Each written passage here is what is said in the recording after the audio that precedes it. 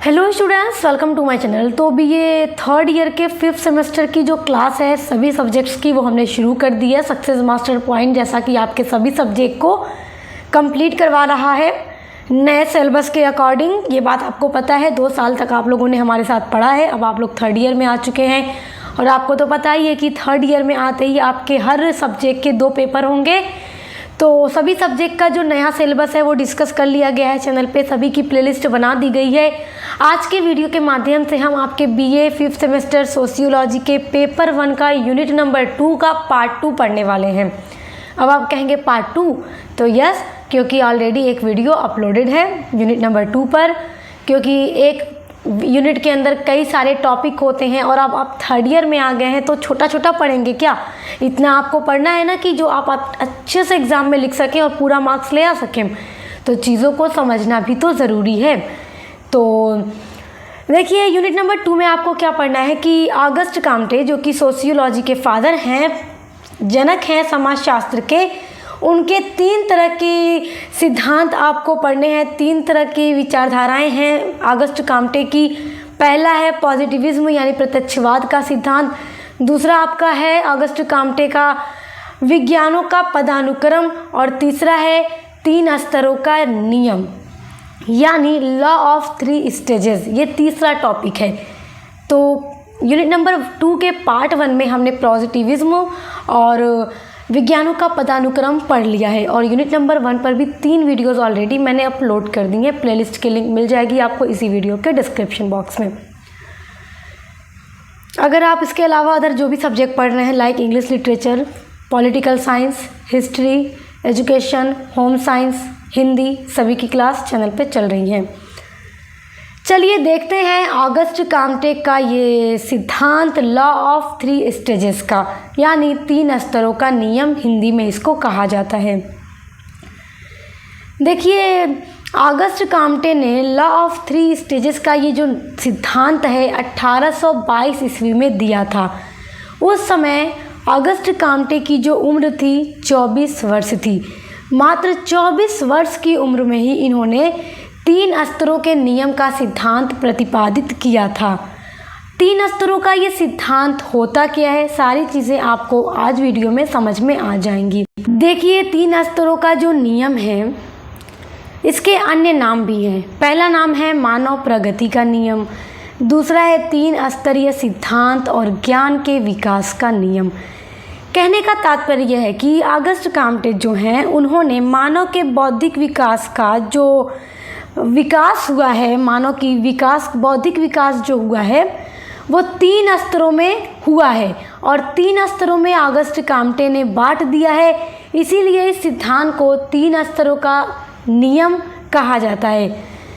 देखिए, काम्टे ने सामाजिक उद्विकास के लिए बौद्धिक विकास अर्थात विचारों में परिवर्तन को सबसे महत्वपूर्ण मानते हैं कि जो ये समाज का विकास होता है इसमें मनुष्य का बौद्धिक विकास जो है या मनुष्य का जो बौद्धिक विचार जो हैं, जो मनुष्य सोच रहा है, जो विचार हैं, उन्हीं में परिवर्तन आने से ही समाज का विकास हुआ है।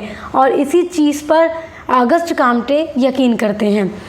इन्होंने 3 चरण बताए हैं कि किस तरह से समाज का विकास हुआ है और मनुष्य का ये जो बौद्धिक विकास है वो 3 स्तरों में हुआ है।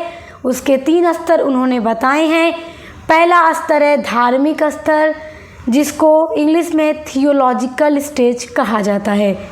दूसरा स्तर है तात्विक स्तर, जिसको मेटाफिजिकल स्टेज कहा जाता है। तीसरा स्तर है प्रत्यक्षवादी स्तर, जिसको पॉजिटिव या फिर साइंटिफिक स्टेज भी कहा जाता है इंग्लिश में।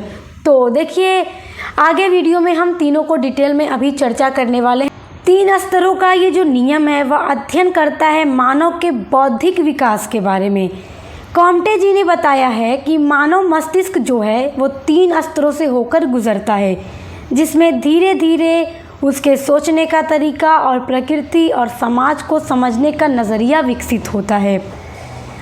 लॉ ऑफ 3 स्टेजेस में उन्होंने उद्विकास सिद्धांत का प्रयोग करते हुए आज तक के समाज को 3 भागों में विभाजित किया है या 3 चरण उन्होंने बताए हैं।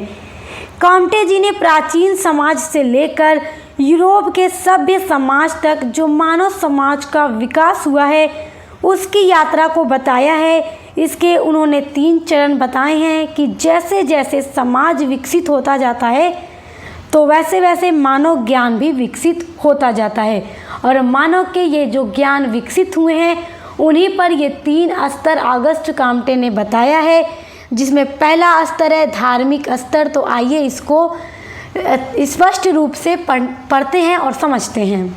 देखिए, पहला है धार्मिक स्तर यानी थियोलॉजिकल स्टेज। देखिए, काम्टे के अनुसार आरंभ में मानव मस्तिष्क बहुत विकसित नहीं था। यानी देखिए, जो प्राचीन समय की अगर हम बात करें तो मनुष्य का जो दिमाग था वो बहुत विकसित नहीं था।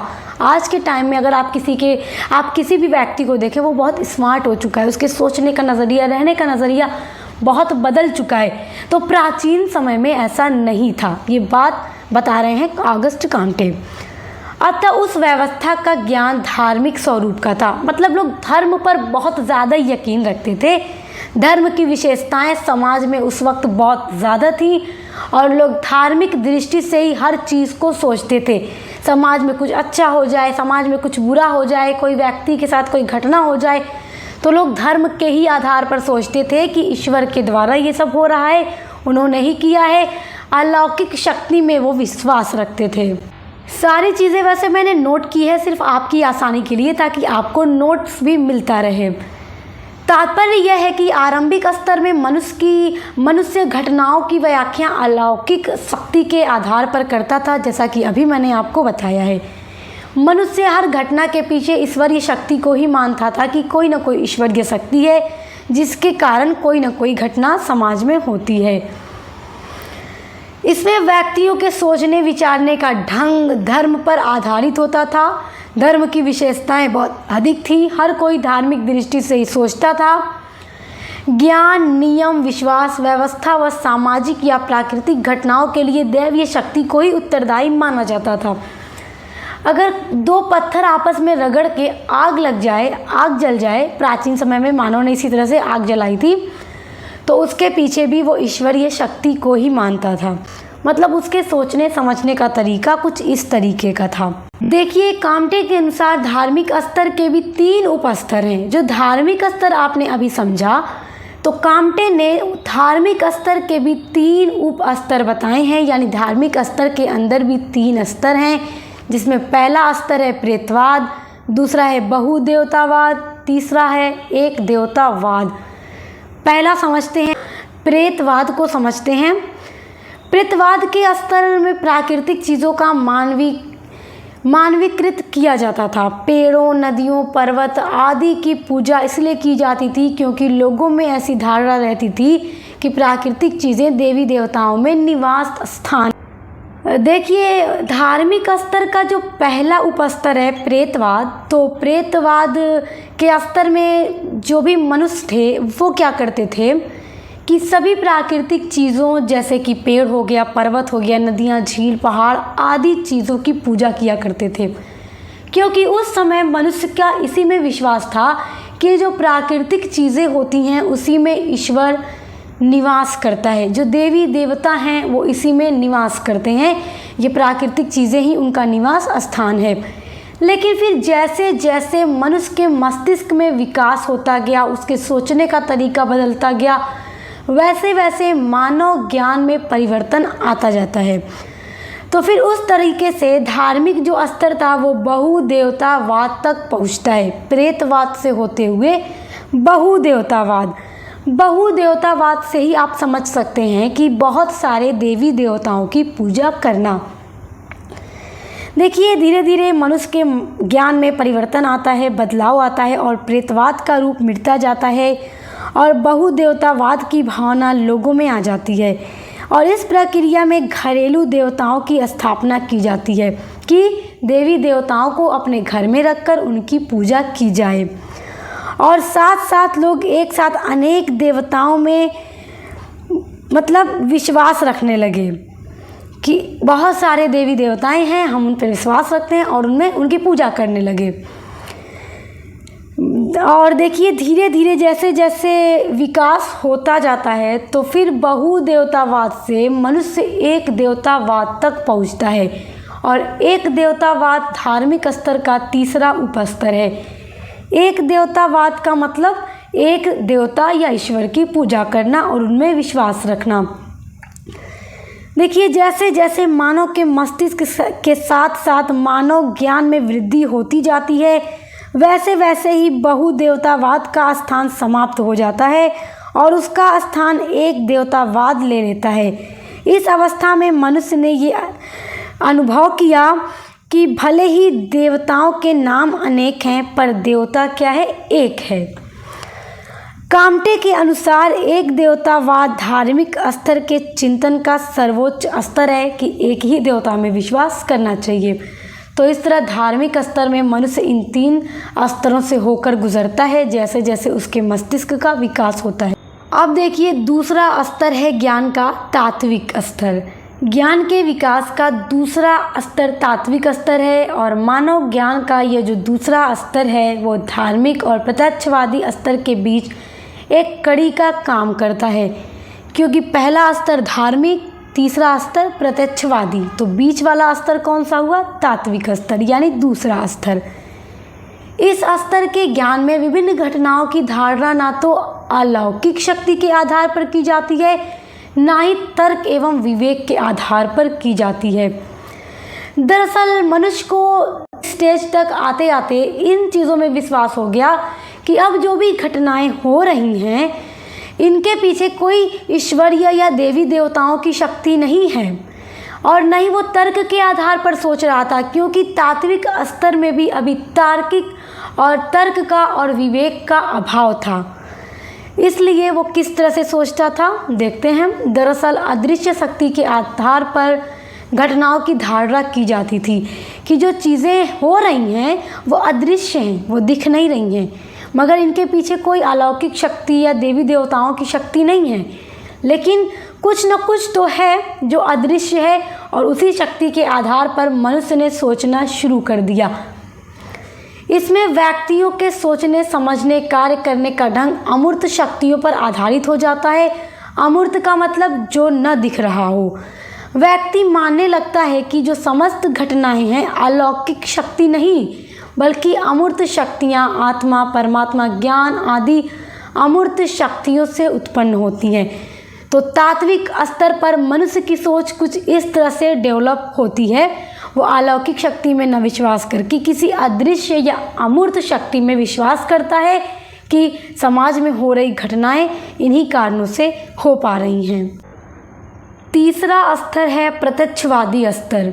देखिए ऑगस्ट काम्टे ने माना है कि 18वीं शताब्दी के बाद का समाज के मानव विकास की यात्रा इस प्रत्यक्षवाद स्तर में आते हैं, यानी 18वीं शताब्दी से पहले तक जो भी चीज़ें थी वो प्रत्यक्षवाद के अंदर नहीं आएंगी। 18वीं शताब्दी के बाद के जो मानव विकास की यात्रा है वो प्रत्यक्षवादी स्तर के अंडर में आएंगी। काम्टे का कहना है कि मानव मस्तिष्क में विकास के फलस्वरूप ज्ञान के विकास का तीसरा और अंतिम स्तर प्रत्यक्षवादी है, पॉजिटिविज्म है। और अलग से जो प्रत्यक्षवाद की अवधारणा ऑगस्ट काम्टे ने दी है वो आप ज़रूर पढ़िएगा, उसके ऊपर भी मैंने वीडियो बना दी है। इस स्तर का ज्ञान तथ्यों के अवलोकन और विश्लेषण पर आधारित होता है, यानी इस समय आते आते मनुष्य जो था वो चीज़ों को वैज्ञानिक दृष्टि से देखने सोचने लगता है। जो चीज़ें हो पा रही हैं उनको पहले क्या करना चाहिए, उसका अवलोकन करना चाहिए, विश्लेषण करना चाहिए। इन सारी चीज़ों पर मनुष्य ज्ञान अपना ध्यान केंद्रित करता है। मनुष्य सारी घटनाओं की तर्क एवं विवेक के आधार पर करता है कि जो कुछ भी घटनाएं हो रही हैं उनमें अब वो तार्किक चीज़ों को यूज़ करने लगा और उसी को सत्य मानता है। जो अवलोकन और परीक्षण के आधार पर खड़ा उतरता है, यानी कि अवलोकन और परीक्षण के आधार पर जो चीज़ें सही होती हैं साइंटिफिक दृष्टि से, वैज्ञानिक दृष्टि से मनुष्य सोचता है, तार्किक दृष्टि से सोचता है। अब इस स्तर में आते आते मनुष्य ने धार्मिक और तात्विक स्तर को पीछे छोड़ दिया कि जो मनुष्यों का विश्वास था कि कोई अलौकिक शक्ति है, कोई अदृश्य शक्ति है, कोई देवी देवताओं की शक्ति है। तो प्रत्यक्षवादी स्तर में आते आते वो बहुत पीछे छूट चुकी थी। मनुष्यों ने वैज्ञानिक दृष्टि से सोचना और किसी भी घटना की जांच करना, उसका अवलोकन करना, उसका विश्लेषण करने के बाद ही जो चीज़ें सही होती हैं उनको मनुष्य अब सत्य मानने लगा। कल्पना, अनुमान आदि का इस स्तर के चिंतन में कोई स्थान नहीं है जैसा पहले था। मनुष्य अपने अकॉर्डिंग कल्पना करके उसे सत्य मान लेता था, मगर प्रत्यक्षवादी स्तर में आते आते कल्पना और अनुमान का कोई स्थान अब नहीं था। तो यह वीडियो यहीं पर ख़त्म होता है। आई होप आप चीज़ों को बहुत अच्छे से समझ गए होंगे। तो ऐसी ही वीडियोस के लिए आप हमारे चैनल को सब्सक्राइब करके बेल आइकन को प्रेस कर लीजिए ताकि आने वाले वीडियोस के नोटिफिकेशन आपको मिलते रहें।